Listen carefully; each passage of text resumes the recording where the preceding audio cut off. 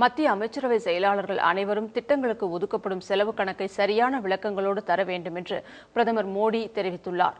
மோடி பிரதமராக பதவியேற்றதும் 100 நாட்களில் செய்யப்போகும் திட்டங்கள், அதற்காக ஒதுக்கப்படும் நிதி ஆகியவை குறித்து அனைத்து அமைச்சர்களும் தங்கள் துறை செயலாளர்கள் மூலம் அறிக்கை தர வேண்டும் என உத்தரவிட்டிருந்தார்.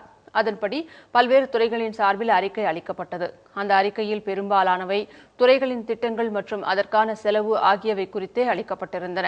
அந்த அறிக்கைகளில் சரியான விளக்கங்கள் இல்லாததை அடுத்து விளக்கமான அறிக்கைகளை தருமாறு பிரதமர் மோடி மீண்டும் உத்தரவிட்டுள்ளார். அதன் பின்னர் அளிக்கப்பட்ட அறிக்கைகள் அவர் திருப்தி அடையும் வகையில் இருந்ததாக மத்திய அரசு வட்டாரங்கள் கூறியுள்ளன.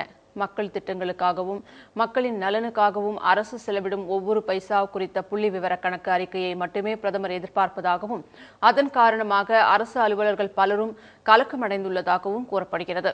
பிரதமரின் இந்த கெடுபிடியை அடுத்து மக்கள் திட்டங்களுக்கான செலவு தொகையில் அமைச்சர்கள் தலையீடு செய்வது முற்றிலும் தவிர்க்கப்பட்டுள்ளது.